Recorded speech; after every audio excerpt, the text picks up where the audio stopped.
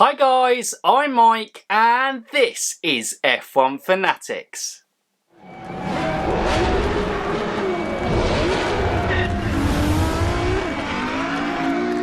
Welcome back to another F1 Worldwide The Fan podcast, and today we have a returning guest to the channel. Last time he was on the channel we spoke about whether F1 B teams are good for the sport. That was definitely a great one, but if you didn't watch that video and you don't know who it is Aldas returning. So Aldas, thank you for coming on again, mate. Yeah, thank you for having me back. I'm looking forward to today. Obviously, we are so now close to the start of the season. It almost seems crazy. As we're recording this, it's just over a week. But yeah, I think I'm looking forward to today's video, and I'm also just looking forward to having Formula One back. It's been just nuts to think that the last time we were actually watching Formula One cars around a track was the 1st of December of 2019. So yeah, as I said, looking forward to the start of the season and looking forward to today's video again. It's been a while. It has, and yeah, I remember when we were talking before, we were saying that when we did that, none of this coronavirus had happened, and obviously, you know, the world's kind of turned itself upside down since then. So, return to racing, as we said, it's within touching distance now.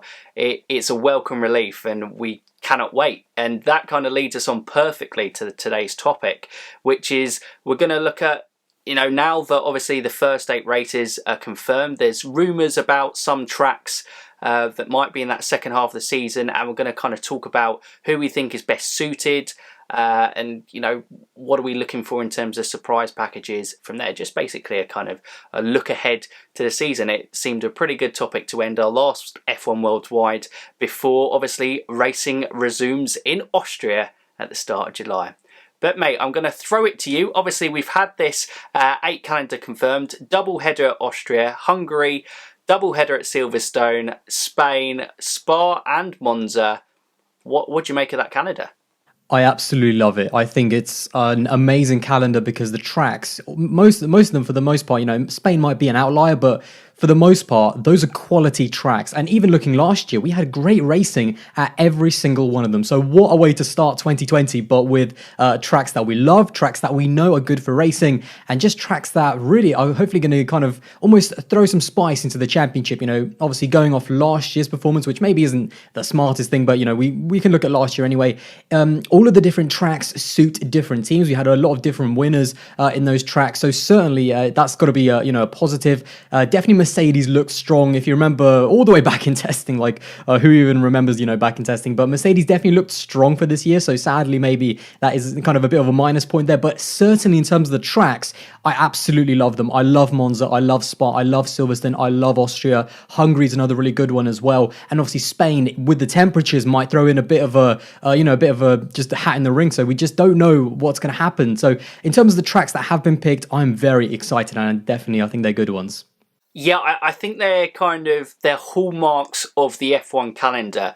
You know, Austria and Hungary, I think it's pretty much been the 80s since they've been regular features on it. Silverstone, we obviously know, was in the inaugural year of the F1 Championship. And, you know, with 70 years of the sport this year, it's incredible. Obviously, it was almost, you know, it might have been a season opener at Silverstone, but obviously it didn't work out as planned from there. But, you know, Hungary is just... Last year, I think it's just like one of those tracks that it doesn't lead to overtaking, but I always think there's two difference of racing. There's tracks that like Silverstone and Austria that lead to lots of overtaking and, you know, exciting racing. But the Hungaries, you know, the narrower circuits, they also lead to exciting racing because it's like, will he get past? And that battle between Max Verstappen and Lewis Hamilton last year, you know, that almost announced, you know, it's what we'd been hungry for the past couple of seasons. And that was like the first proper race with it, didn't it? So, yeah, I agree, mate. They offer everything. And obviously Spa and Monza go without saying, you know, absolute hallmarks of the F1 calendar. And, you know, they were double Ferrari wins last year. And, well, if we look at the results from last year, it was 2 wins at it was Austria was Red Bull, so you could say 2 wins for Red Bull there.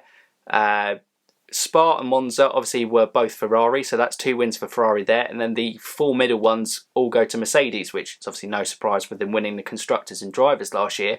But it's a nice little mix there. It's, you know, like we said before, there's with teams it's not going to be just easy running for Mercedes, is it?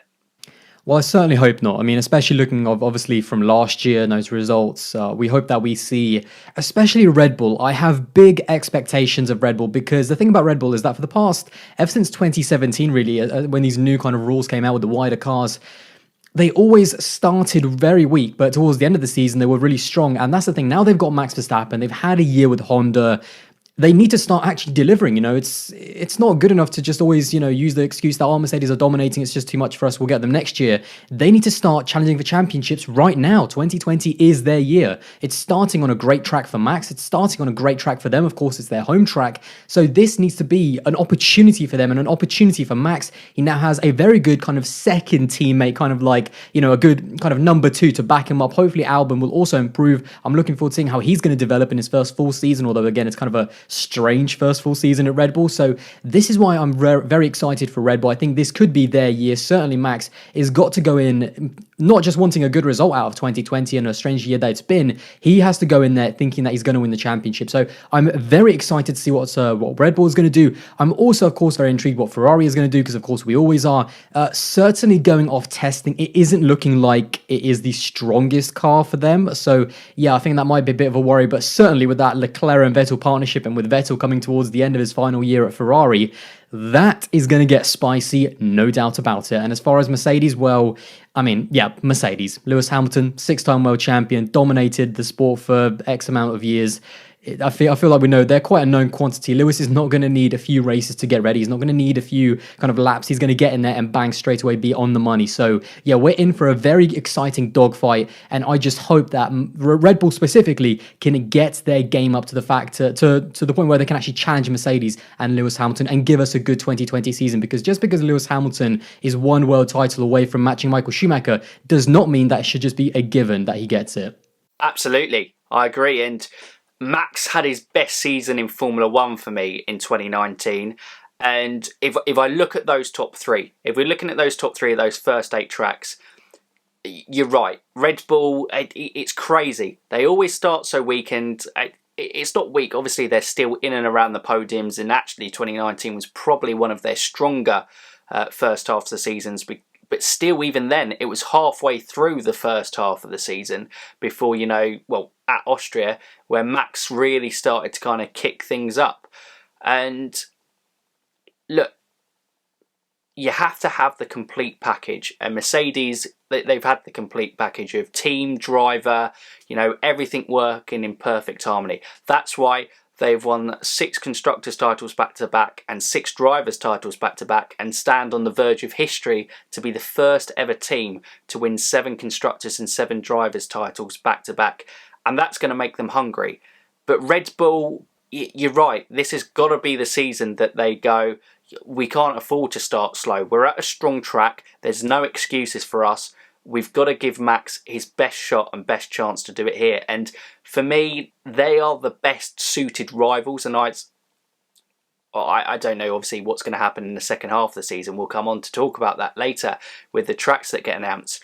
But, I just think they're the team with everything. They've got Max. They've got, obviously, that good number 2 in Alex Albon now to help and support him. He proved a competent job at the back end of last year. He's now, obviously, we always know that they can produce the best aero package consistently out of them. Honda has had another year to improve. It seemed a very good partnership. It just seems like this is their year. It really does, if they're going to break Mercedes' dominance in the turbo hybrid era. And Ferrari, for me, is just a flip of the coin. I don't know. Ferrari, there's never a dull moment. Because, like you said, you're going to have Charles Leclerc, Sebastian Vettel spicy. How good would it be if Sebastian Vettel won the 2020 world title in his last season at Ferrari? I mean, it would just be... I'm hoping for it. That is what I'm rooting for. I think that would just be the perfect end to his time at Ferrari. That, it would prove quite a few things, like certainly from my point of view, because Sebastian he struggled a little bit at Ferrari and there's been a few missed opportunities.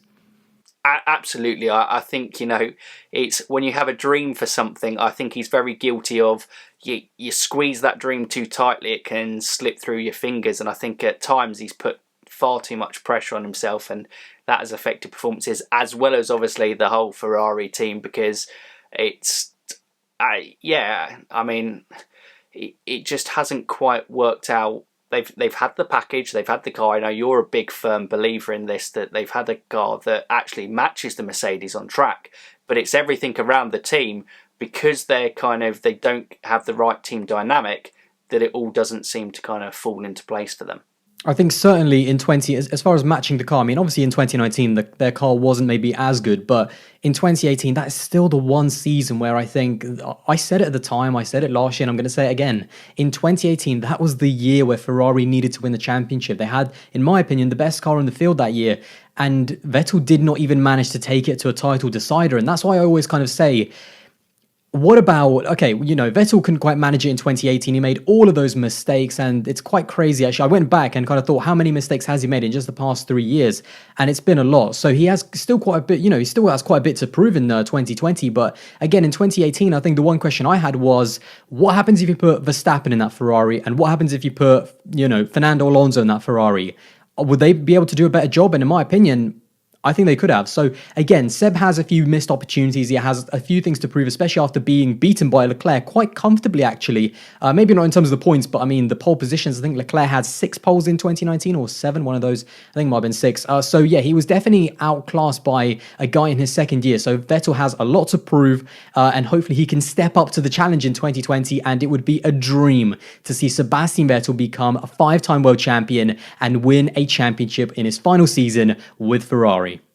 It's just that childhood dream. I don't think any racing fan would begrudge him it, because he is, despite what you think on track, and I always think, on track, I never really pay too much attention to what drivers say, because they're ultra competitive guys. They're incredibly selfish when they're in a race car. They want to win at all cost. So turns out they're probably going to be dicks in a car. On that front, but off the track, he just seems such a genuinely lovely guy, and he genuinely, looks back an incident, if it's his fault, if it's his mistake, after the dust has settled, he does come out and he owns up his mistakes, and he's been such a lovely character, I think, within Formula One. Obviously a 4-time world champion, you can never take that away from him in his years of Red Bull, but it would be nice for the romantic side of the sport to see Seb achieve that dream with Ferrari. But the top teams are always interesting, because they're the top prizes. The constructors, the driver's title. Look, there isn't really going to be anyone. It would be a massive shock if somehow any of the midfield team were able to challenge those top 3 in this season, and I don't think it's going to happen. But the midfield itself, that battle with the McLarens, the Renaults, the Racing Points, soon to be Aston Martins, and then obviously the Alfa Tauris, Alfa Romeos, Haas and Williams, the midfield for me is going to be absolutely, it was incredible in 2019, and I just see with this whole situation, it's going to spice things up even more. But what do you think, mate? Absolutely. That midfield is just mouth-watering, because we have no idea where everyone is. Obviously, McLaren had this kind of massive resurgence in 2019, especially at the hands of Carlos Sainz. Of course, Lando Norris did a very decent job in his rookie year. But in 2020, I mean, Racing Point in testing just threw a massive spanner into the works out of nowhere, turning up in that, pink Mercedes, whatever you want to call it. Apparently they hate when people call it that, but we've got to call a spade at some point, even though it's pink. But that's the thing. So they threw a massive spanner, and they looked good in testing. It wasn't just for show. It wasn't just kind of glory laps or glory runs with Sergio Perez. They genuinely had good pace, good long run pace, and there was even some people saying that maybe they'd even be quicker than Ferrari. I don't think that's true. I definitely think that Ferrari will develop much better than a 1-year-old Mercedes will in the hands of Racing Point. But certainly, I think Racing Point are looking very pretty. And Sergio Perez himself said it is the best car he's ever driven in his entire career. And this is a guy who is the most underrated driver on the entire grid, in my opinion. He's driven some pretty decent cars. Obviously, he did have 1 year at McLaren in 2013, which was not a good car, especially at that time. So he said he's in the best car in his, he said he's in the best car he's ever driven. And he's got an also interesting teammate, Lance Stroll. He's also coming in with a point to prove. And of course, there's so much excitement around the Racing Point team, the new investment. Of course, all this news that they're going into Aston Martin next year. There's so much happening at that team that I think they're just riding this wave. And certainly they're going to look forward to a year with a very good car, because that Mercedes, it didn't just look like that Racing Point, I need to remember saying that Racing Point looked quick from day one, even though, obviously it was the Mercedes from last year. And of course, in terms of the other teams, Renault is a really big unknown. Obviously, we don't know what's going to happen with them. I think it's very interesting to see what's going to happen with Renault, actually, because I think Fernando Alonso, the reason why there's been no announcements of drivers, I think Nando is genuinely in the running for that seat for 2021, as crazy as it might seem. And I think he's waiting to see where that Renault team is right now and what they're looking like at the end of the year before there's any driver announcements at Renault. So I think the entire season is going to be predicated on who's going to be in that Renault for 2021, and will that team be able to step up after it was not a great season in 2019. I was one of the people that bought into the hype. I thought an amazing driver lineup. They've now, they've kind of let go of they've always led the midfield, I thought, in 2019. I thought that was what was going to happen. And of course, it didn't turn out like that. They had a great driver lineup in Ricciardo and Hülkenberg, and it did not happen. And as far as McLaren, I think it's going to be, again, they're also going through a large period of change. They're going into Mercedes engines next year. They're going, of course, Carlos Sainz is exiting the team at the end of the year. Daniel Ricciardo is going into McLaren. So that entire dynamic and what's going to happen is going to be one of the very best things to watch. But in terms of early predictions, I still think that Racing Point, they're going to deliver on their early pace in testing, in my opinion. I'd have to completely agree with you there, mate. Just because, like I was talking about, with Red Bull, Mercedes, and Red Bull being like that perfect team dynamic to challenge Mercedes as everything goes. The McLaren-Renault partnership, we've all seen with kind of Cyril and Christian Horner, the way that kind of Renault relationship deteriorated with Red Bull and Renault themselves. The fact that they are going to, a Mercedes engine, and obviously already the McLaren car wasn't able to test the 2-year-old car, which obviously some of Ferrari and Mercedes have been able to do in the build up to the season, because Renault. And there's already a bit of Renault politics there, isn't there? Which I think you were about to say. Yeah, exactly. The Renault wouldn't provide the engine for them, and so Carlos Sainz and Lando Norris have been going around in F3 cars, and at the moment it's probably, it is just kind of getting used to driving a car, getting used to kind of being in the team, everything like that, just kind of almost, getting the rust off. But it still proves that it's a difficult partnership, and to be a successful team and achieving the maximum that you want from things, you've got to have all parts working in the same situation. And Renault have proven, especially to a competitor, that they could be a massive spanner in like McLaren's works for this one. And Renault, like you said, for me, I just don't know what to expect with them. I do believe Fernando's in the running seat, because as a company, they've made absolutely huge cuts across the board because of COVID-19. And by staying in Formula One, they've got to justify being there. And they need someone who's going to get the best results on track for them.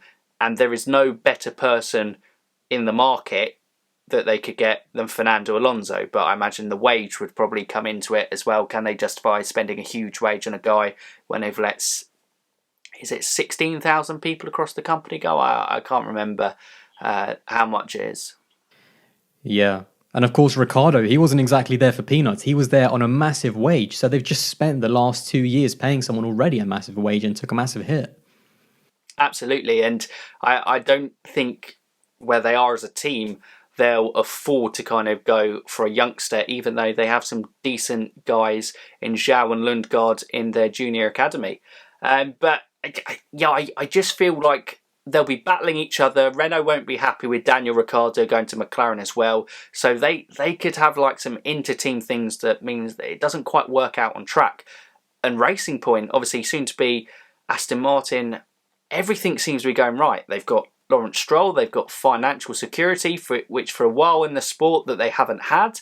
They've got 2 drivers who are kind of... So Lance Stroll was showing at times last year, especially in race, his qualifying is obviously god-awful, that he needs to sort out. But in a race, he's competent. He doesn't tend to lose stuff, and he can put the car where it needs to be. And Perez, like you said, he's a huge talent in that midfield. And with that team, they know each other inside out. They're not going to kind of go on and challenge the top 3, in my opinion. But easily, for me, they kind of feel like they could be top 4. And this feels like the early years of when Mercedes came back into the sport in 2010. It feels like they're laying the foundations for that, and they could be future. And maybe the odd podium, of course. You never know. Absolutely. We don't know what this season might throw up, but they certainly, out of those 3 teams, seem the best suited for me. And below that, I don't know about you, mate, but I really can't call it, because testing was all over the place, and I have no idea. You know, the AlphaTauris didn't necessarily look outstanding. Alfa Romeo had some issues. Haas, the car looks good, but will it actually do anything on track? I know they didn't really. I think they were the lowest out of all the teams in terms of testing, with the problems that they had as in actual track time for both drivers. And then Williams, will they be closer? I suppose that's a big question for the 2020 season. Do you think they'll be closer and be more competitive, that they might be competing for, you know, that 10th place, maybe a 1-point finish? Well, I mean, when you say get closer, it's pretty hard to get any further away than they were last year. Let's be brutally honest. You know, that car was not good. It was a product of just a chaotic relationship, a chaotic environment at Williams between 17, 18 and 19. It was just a total mess. So I definitely think they're definitely going forward. I mean, they've got an even better driver lineup. I don't think Robert Kubica was actually as bad as a lot of people kind of thought he was. He certainly wasn't a qualifying driver, but on a Sunday, he was a lot better than I think a lot of people gave him credit for. But now they've got 2 relatively young drivers, although I do think that at the same time, that is actually what they might be missing a little bit with Robert Kubica gone, because they have a team that is now has a combined experience of 1 season. That's it.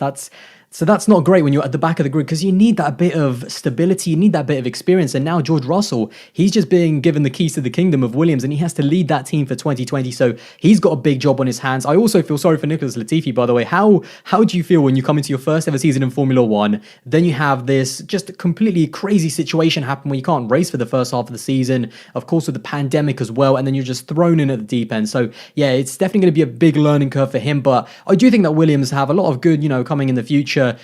So I do think that they're going to get better for sure. And I think both of them are actually going to score points, in my opinion. And I think especially there's going to be a lot of pressure from me, certainly, on George Russell to deliver. Now he is the number 1 at the team. No doubt he is the leader. He is going to have to lead that team at such a young age and with only 1 year of experience. But I think I think I'm looking forward to seeing what Williams are going to do. But certainly my prediction would be that they're going to get quite a few points finishes. Maybe not a massive. I still think they'll probably finish last, but they've definitely closed the gap if, testing's anything to go by. Yeah, I mean, I think that Latifi point is so interesting. Like, such a poor guy in terms of, but the thing that's in his favour. Well, maybe not money wise. Well, yeah, certainly not that wise. His dad is minted, but he is an experienced guy, and he's older. He's not like You'd probably be more fearful in this situation if Lando Norris was coming in and this was his first season, because he's young, he's almost kind of rocketed through the kind of junior series.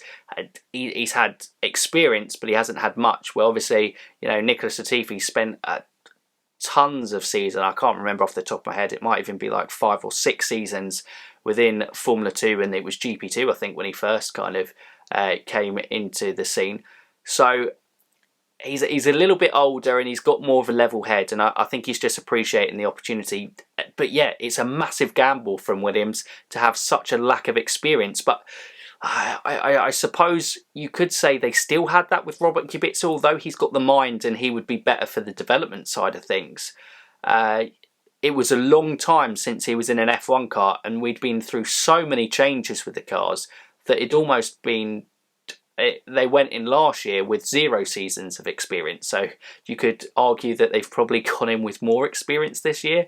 But yeah, but I agree, mate. I think that, yeah, they're going to be closer to the points. I'm not sure how many points they'll score, but yeah, I agree. They'll probably still be last, but they'll definitely be more competitive. But I think it's big seasons for the teams of Alfa Romeo and Haas as well, because... will Alfa Romeo, as a history as kind of brilliant as what they have? I know, obviously, in the 80s it still wasn't great, but we're talking about this is the team that kind of provided, I think, the first 3 titles in Formula One. Yeah, I think they won the first. I think it might have been the first two titles, and they absolutely dominated in the first kind of. I think it was with Farina. I think I forget now. Giuseppe Farina, maybe. But yeah, Yeah, it was Giuseppe Farina, and then obviously Juan Manuel Fangio got his first title with Alfa Romeo as well. But pre-F1, they were a dominant force in motorsport. So they're a historic name, and they're proud of their history. Do they really want to be attaching themselves to a team that's kind of 8th or ninth and not really there? But it's going to be interesting. And Sauber, there's rumours for me that they're hungry with the new rules coming in to take ownership of the team again and become Sauber as independent team. So that's I think they're an interesting team to watch out for. And Haas, we just know 2018 absolutely brilliant, 2019 god awful. They're the only team that was anywhere near being as bad a season as Williams, and they probably had a more drastic drop off than Williams, considering of where the two teams. Williams were on the decline, but Haas, it appeared, they were going in the right direction. Almost got best of the rest from Renault in 2018. And yeah, you're just really unsure what's going to happen with them this season. yeah. Haas is a very. It's a very interesting situation. They had a terrible 2019. There's no way of getting around it. With the whole, both off track with Rich Energy, that was a total joke. I don't know what happened with that and why they were ever allowed to be even put into that situation when everyone saw that it was going to happen. And then it just got compounded by terrible, terrible results on track. More collisions between their two drivers, of course, in Silverstone that came together on lap 1, and then in Germany as well. A massive moment in Germany where they could have scored some points in a chaotic race, and they did not score enough as much as they should have. So, yeah. And there's also reports that, earlier on in the year, actually, before, I think it was during testing, actually, or just after, that they might, reconsider their future in Formula One, of course, with the financial situation. Now it's even worse. So there's a lot of scary things, and I really do not want to see Haas drop off the grid. I'm a bit of a Haas fan, actually, because I love that they're from the States. I love that they bring something new, and I want to see the team do better. But certainly some of their driver choices, as much as they're being, as much as they're being faithful to Romain Grosjean, he's been at the team since, I think, the first ever season, in 2016. They need to move on from Romain Grosjean. I think Kevin is a really good driver, actually. Maybe a little bit underrated by some people, maybe a bit hot-headed as well, but he's a solid driver. They need to just kind of almost reground a little bit, especially with the 2021 rule changes, and just make some changes, because they are a good team. They're very, of course, Gunther Steiner is a fan favorite in terms of team principle. He's a very hard-working man, as all of them are. So I definitely want to see them do better. But it's all down to them, obviously, and I think it's going to matter more on the rule changes, because I don't think they've made a massive step up from last year, to be honest, with their car, looking from testing. So yeah, that's going to be very interesting. But as far as Alfa Romeo, I'm a big Alfa Romeo fan, actually. I love their drivers. Kimi Raikkonen's obviously he's obviously a legend in Formula One. I'm a big fan of Gio as well. I thought he definitely improved throughout 2019, but he also has to step up and has a point to prove, possibly even beating Kimi. And of course, we don't even know if Kimi Raikkonen is going to be in Formula One next year. I certainly hope so. So that's also quite interesting as well. Who's going to be in the Alfa Romeo? Is it going to be Schumacher? So again, a little bit of a driver, there'll be a few little driver market distractions for that team, but certainly on the performance part, they started 2019 quite well and then dropped off. So again, a little bit of inconsistency. So there'll also be a team that's going to want to look to have a bounce back. But as we said earlier, this midfield is kind of crazy. And then again, we don't even know where AlphaTauri is going to be. So again, this whole situation with the being thrown into the deep end of 2020 is just hopefully going to cause more chaos. And we're really going to see kind of survival of the fittest in the midfield, and see who obviously comes out on top. Yeah, I certainly hope we get to see more on-screen action from it, and not just in the kind of highlight clips of F1, later on, because, there were some brilliant battles in F1. Oh, well, the F1 TV coverage at the end of the Abu Dhabi Grand Prix, massive points in terms of positions. Carlos Sainz making that overtake on, was it Nico Hulkenberg going into one of the last chicanes? And I think, did Perez get past Norris? I think it might have been from there. But, those weren't stuff that we saw live. There's brilliant action in the midfield for us racing fans to kind of enjoy. And, I hope we get much of the same in the 2020 season. But I suppose we'll probably now look ahead. We've got that first 8 races confirmed. It said we think it's a great one. And, the only track that's there that is a bit of a in Formula One is Spain. But because, like you said earlier, because of where it is in the hot temperatures of a Spanish summer, potentially, it's something that's a different variable that teams aren't used to. They don't have kind of years of data. of Spain during these conditions, what it might do to the tyres, reduced time at the track. It could throw a curveball and hopefully, lead to a very exciting race on that front. But in the second half of the season, we don't have a confirmed calendar. There's been, rumours of kind of one-off races like Mugello, like Algarve in Portugal, I think has been thrown its name into the hat. Imola, loads of tracks thrown there, as well as kind of the usual ones, and Suzuka, Azerbaijan, and what else? It was another street circuit, wasn't it? Singapore have been cancelled. What do you think might the second half of the season look like for you, mate? Well, to be honest, at the moment, obviously, we don't know what's going to be. It's been like a massive kind of just, almost pick names out of a hat. There's been so many kind of thrown in, obviously, tracks that we've been to before now on the calendar and tracks that we haven't been to or ever in a while. So, yeah, it's going to be very interesting. In terms of tracks, I'd love to see, obviously, I do think it's very safe to go to the Middle East. That seems to be a very, very good kind of safe zone to go towards the end of the season. Obviously, Bahrain says they might host a track. Abu Dhabi could still be the season finale. So that certainly, I think, will still be on the track or will be on the calendar. But in terms of tracks I want to see, very sad to hear that Suzuka will not be holding a race in 2020. That was a big loss. Suzuka is an amazing track, one of the all-time favorites. It is just ingrained in Formula One history. So it's a shame that we're not going to go there. But in terms of tracks I'd love to see, I think that Singapore would be an interesting one. Obviously, again, it's one of those tracks where maybe it doesn't look like it's the best for racing, but it does throw out, occasionally some good races. But certainly in terms of the tracks that have been mentioned, Mugello and Imola. Now, in terms of Mugello, obviously, there's been a few questions whether you can overtake around there and all this sort of stuff. But again, I think it's more of a car problem than anything else. And Sebastian Vettel actually recently came out, I think it was yesterday, and said that he'd love to see a Mugello Grand Prix there. So hopefully they might be able to add that. And Imola is one that I'm a massive, massive, massive fan of. So much history. It's not just, in terms of of course, with Ayrton Senna, but the racing around that track is incredible. Certainly in the past. And I know, again, that the cars are not quite suited to overtaking around tracks like that, but it's a dangerous track. It's an old school track, and we always get good racing. In tracks like, the thing about old and dangerous tracks is that we always seem to get good racing there, like Silverstone is an older track, we get good racing there, Spa, and of course Monza as well. So Imola, again, should be a great kind of little comeback. I'd love to see us go back there. So I think out of all of the, Algarve as well, they were mentioning that one as well. But for me, the two that I'd really like to see an addition to the calendar, even if they are just for 2020, is Mugello and Imola. I think that'll be really exciting. Or alternatively, as it was proposed by Formula One, maybe a back-to-back of Sochi. So, yeah, I'll leave that to you, Mike. Oh, thanks for giving me that kind of joyful one there. You've got to talk about the... Back-to-back Sochi, back-to-back Russia, go for it. You've got to talk about the excitement of Mugello and Imola, and you've given me Sochi. I mean, I think the best... That's what you get. When I come on these podcasts, that's what you get. Brilliant, mate. Well, I think the best thing you can say about Sochi is that they're looking at building a new purpose-built track in St. Petersburg. I think when Russia themselves even want to move, a track that hasn't been... When was Sochi first introduced? Was it 2014? Yeah. It hasn't been a mainstay, and it has its short one, but I think the rumours last year about the St. Petersburg track even were, as soon as the next couple of years. I imagine with everything that's gone on, that's probably been postponed and everything. But I don't think anyone would, but for practicality, it does seem quite an easy one to host back-to-back races. And it just kind of feels a little bit processional in terms that it's one of those, it's a street circuit, but not a street circuit, if you kind of get what I mean. But it has that kind of narrow street circuit feel to it on the track, and lots of kind of 90-degree corners that don't really lead to particularly good... Yeah, that's probably right. Particularly good anything.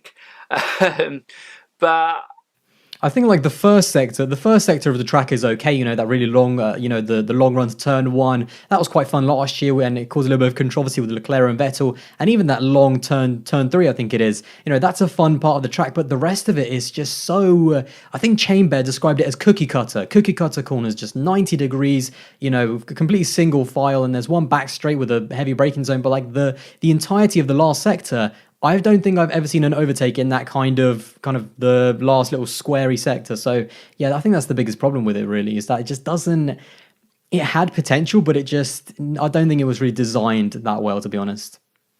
No, and that's the problem with a lot of the modern tracks that come on. It all good intentions taking F1 to these different locations around the world, but uh, we've got to have good racing because that's what makes people watch and enjoy the sport. And I think going back to your Mugello and Imola points, they're the type of tracks, and especially as the street circuits don't really look like that they're going to be a part of the calendar. I mean, we've lost Baku, we've lost Monaco, and we've lost Singapore. So the only one technically, and we've lost Australia. So the only technically one that isn't actually a street circuit is Montreal in Canada, which no idea whether that will still go ahead.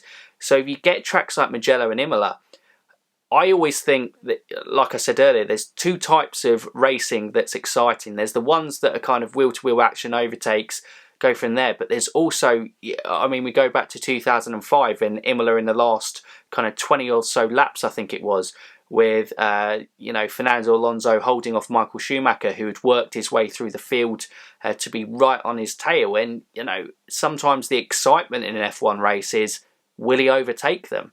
And it adds a different style of race, a different style of variety, and it potentially is two races that Ferrari might do well at. So it then mixes up the top three again, which hopefully would lead to a closer championship. Which at the end of the day, we haven't had one since 2016, when Nico obviously claimed his one and only Formula One World Championship. We're desperate and we're so hungry for a championship to go down to the last race that the selection of these races and these reduced F1 calendar is going to be so important. Well, I think the thing about Mugello and Imola is that we've never been really there, especially with the modern cars. I mean, when was the last time we raced around Imola? Was it 2006? 7 or something like that. I forget now even when the last time we raced there. So it's been such a long time. Mugello, I don't think there's ever been a Mugello Grand Prix. So we just never been there. So we don't know. It's another uncertainty into the calendar, which is what we want in 2020. We've come into a season where Red Bull looks strong, Mercedes are going to be strong. We have a very hungry Ferrari with Leclerc and Vettel. So this is the time to throw in these crazy races that maybe we've never been to before and see what happens, because when there's uncertainty, usually it leads to fun and really exciting races. We don't even know what the tyre wear is going to be around there. It could be terrible, could be great. So again, just the more uncertainty, the better, in my opinion.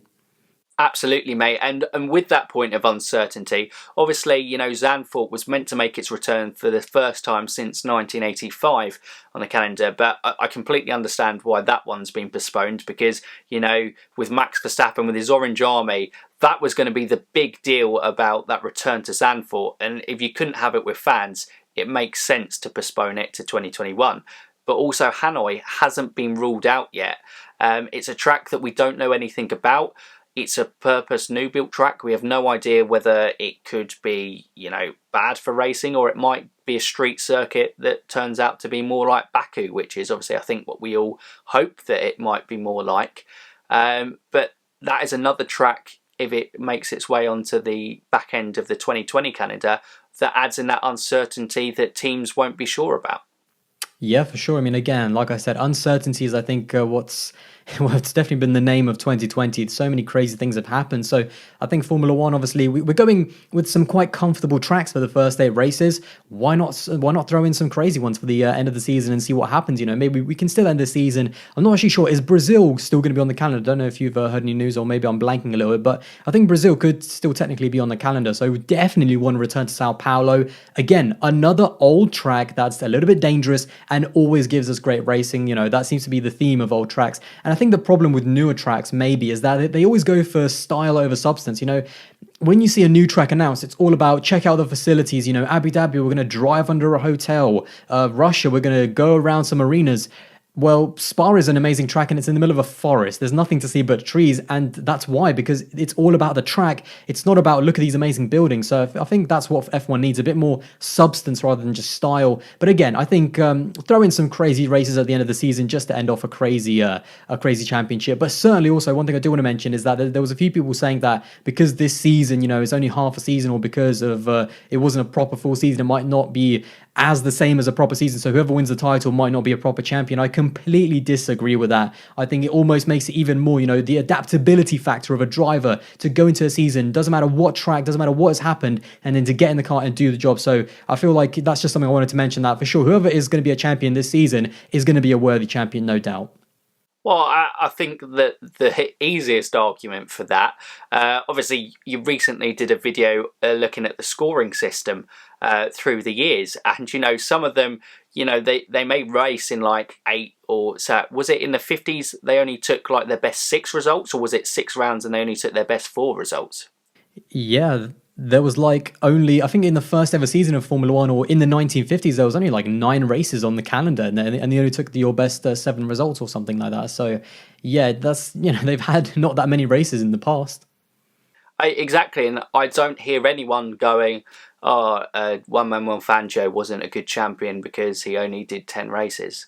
I know it's different eras and different times, and obviously we're used to having at least 18 and recent times 20 races in a kind of calendar year, but it doesn't, like you said, it doesn't really make a difference. It puts even more pressure because every race has even more significant importance. You can't just be the consistent driver on the podium. Well, you can be, and that might be enough to kind of win you the title. But, getting a victory might be the difference between winning a title and not winning a title, which, as F1 fans, we want the margins to be that close. We want it to kind of really be down to the wire. And, a shorter calendar certainly will help in that aspect.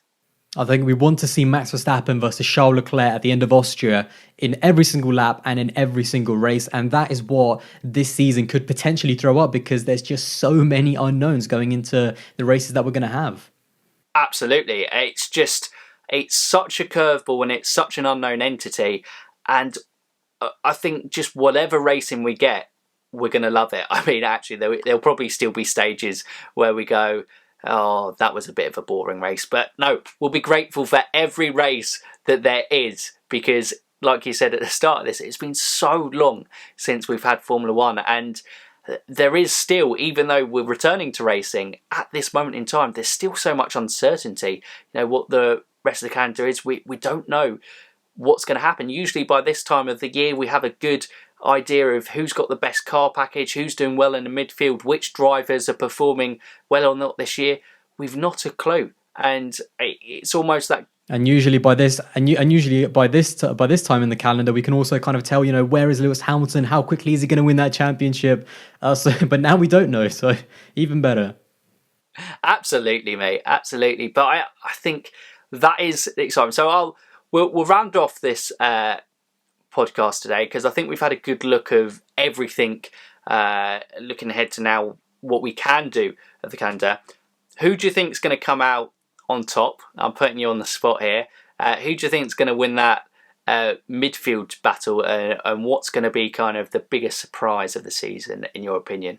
So, who's going to win? I'm still going to go with Lewis Hamilton. It's going to be a boring pick, but I genuinely believe that he is coming in so motivated that it's going to be, I think, hard to stop. And still going back off testing, Mercedes, they didn't just look strong.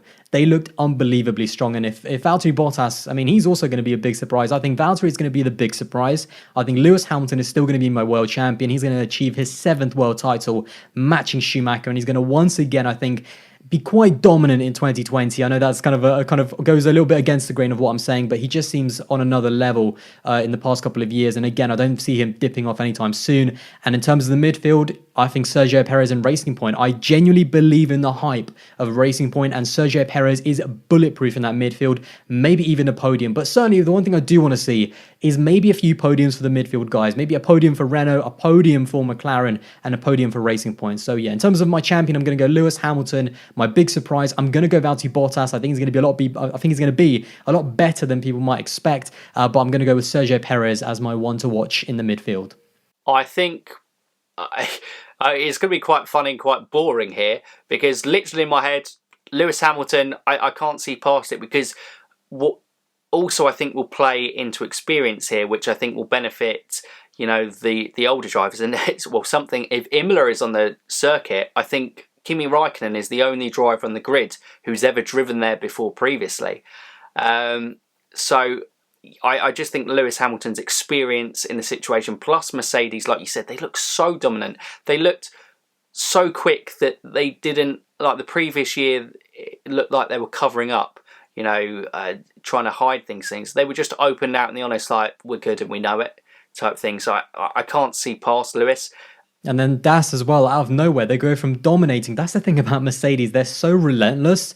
They don't let Ferrari and Red Bull catch you up. They're already inventing like the DAS system, which is only going to be used, by the way, for this year. It's not going to be allowed for next year, even though the rules are continuing. So they're just so relentless. And yet again, they step their game up yet again. They solved their cooling issues from that they had in Austria. So hopefully that will be no problem for them, as James Allison, I remember, said. So they're just relentless. So I think that's probably why, they're still going easily as the favourites.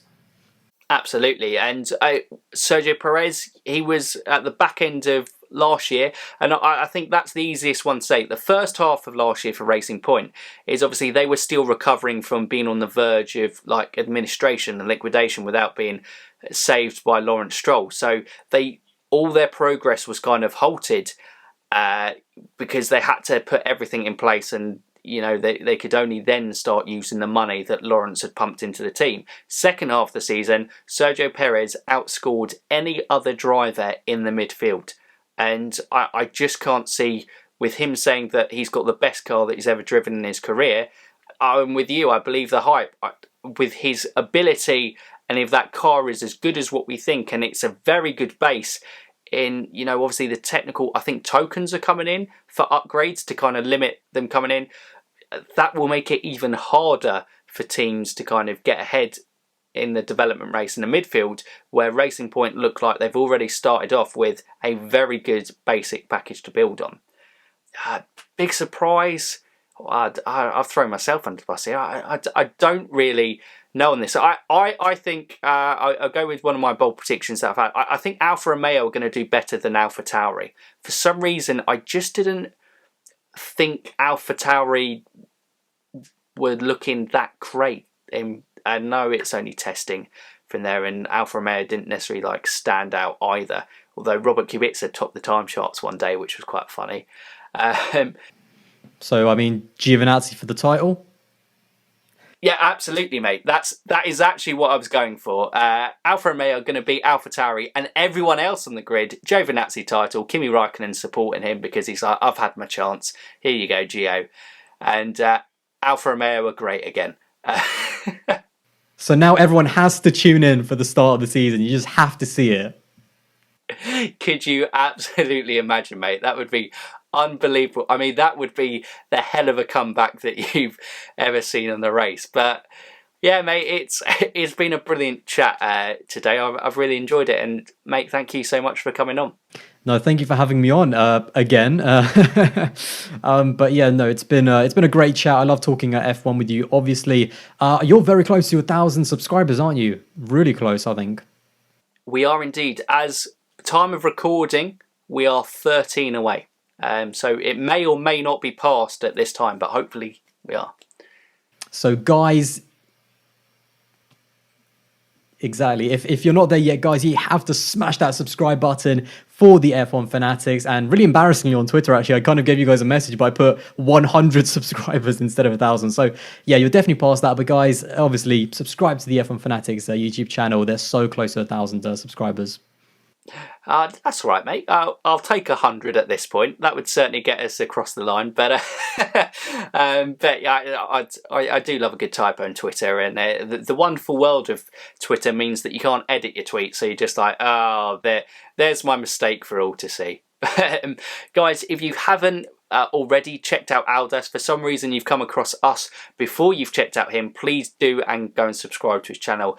Like us, when the season gets going, he does all the kind of previews and review stuff, has had some brilliant kind of topic videos out. I think your kind of new series, have you got it going, of how good were they in their prime? You've looked at Kimi, Vettel and Alonso is the most recent out. I think I'm right in saying that. Yeah, Fernando Alonso, the most recent episode. So yeah, definitely go and head out and check out how good was Fernando Alonso in his prime. Spoiler alert, pretty decent, not going to lie. I know, we both are kind of big advocates of, you can say everything else about Fernando Alonso, but what you can't deny is he was an unbelievable driver on track that for me, I always think he's one of the biggest underachievers of the past couple of decades, which seems stupid for a two-time world champion because he's got 2 world titles, but his talent definitely warranted more than that. But anyway, that's a topic for probably another discussion there. But that's it from us today, guys. We hope you've enjoyed it. Racing will be back, so this time next Saturday we'll be on for a qualifying live stream because action will be back in Austria. And I don't know about you, mate, but I cannot wait. Cannot wait. Honestly, I'm counting down the days till we see Grand Prix racing in Formula One again.